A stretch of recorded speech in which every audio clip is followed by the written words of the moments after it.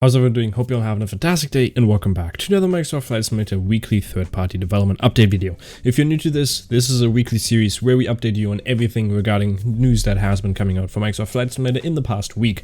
And in my opinion, I search out the most important news and the most interesting ones. So not every single airport that has been released I'll be featuring, but everything that in my opinion is the most interesting and hopefully for you as well.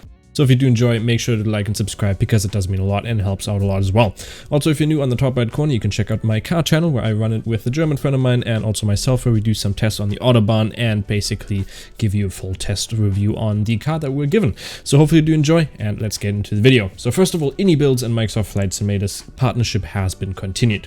With the release of the 40th anniversary of Microsoft Flight Simulator, iniBuild has announced that their partnership with Asobo and Microsoft Flight Simulator will be continued apart from the A310, which they're working on for the update.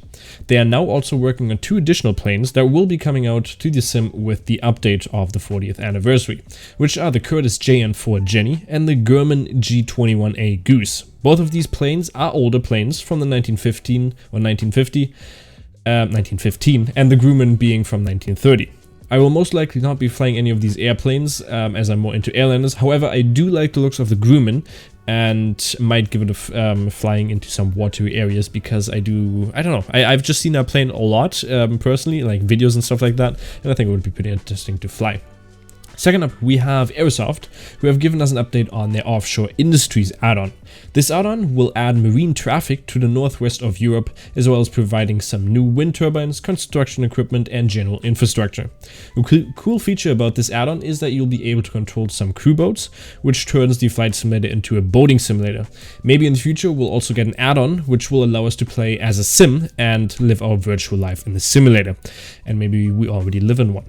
Third on the list, we have the update on the development for the Just Flight RJ Professional. In the development update post, the team talked about what the difference between the 146 Professional and the RJ series is. The main upgrades are to the cockpit. Most of the difference are found on the main instrument panel and the rear center console.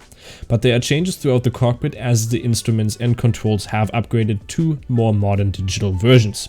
Most obviously, the traditional analog HDI and HSI and power plant instruments of the 146 have been replaced by an electronical flight instrument system, consisting of a primary flight display, a navigation display, a primary engine display, and also standby instruments are still present but also differ in design from those in the 146. The less common display that has been incorporated is a digital metric altimeter located under the left VSI. This displays the current and selected altitude in meters.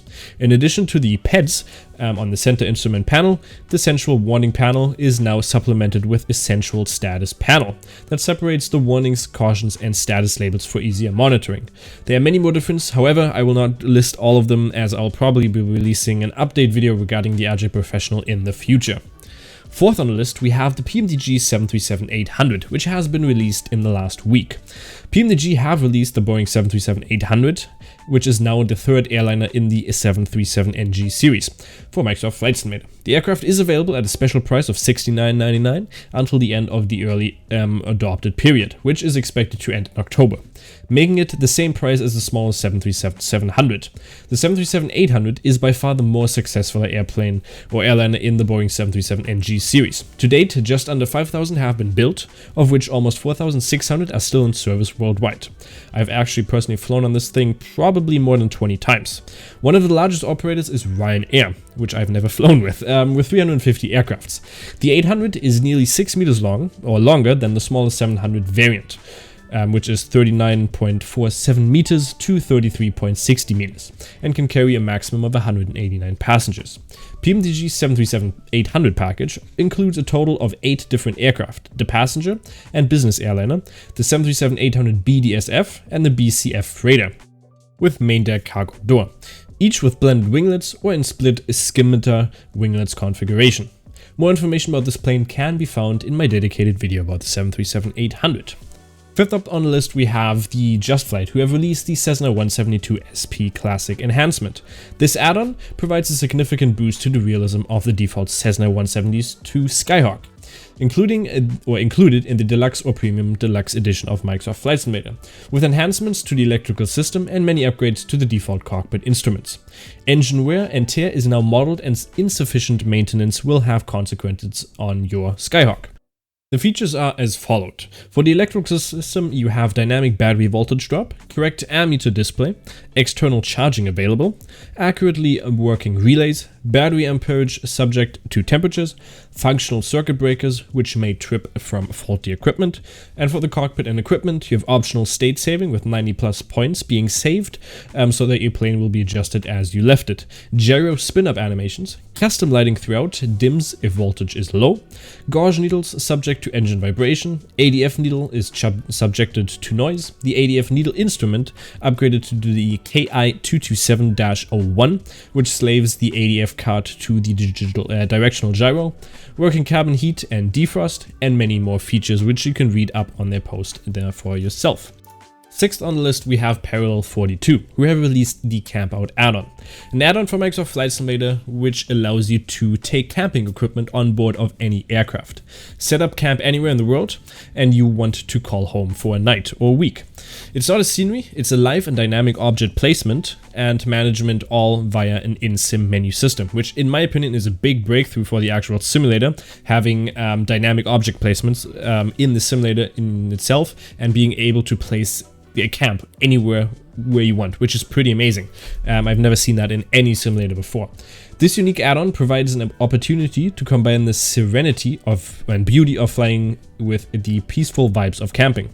When you find that special spot in the world you want to make your own, you'll know exactly why flying is optional.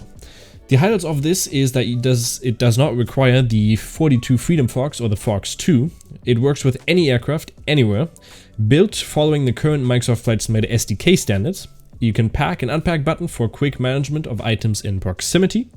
You have the ability to allow you to create custom save compounds per aircraft, and worldwide object persistence, and much more, which in my opinion is a great add-on. And I know obviously it does cost something, but I just find it cool that you can fly anywhere with, for instance, a bush plane. You can just fly up a mountain and then say, okay, I love the beautiful scenery of this, and let's just place a wonderful camp down here. And I think this opens up the possibility for a lot more add-ons. And like I said, for instance, if you have the Aerosoft add-on, which is gonna be allowing you to just cruise anywhere with a boat, and then being able to camp anywhere, it just adds another dimension to Microsoft Flight Simulator, which I've never seen before in any simulator, which in my opinion is a pretty cool feature.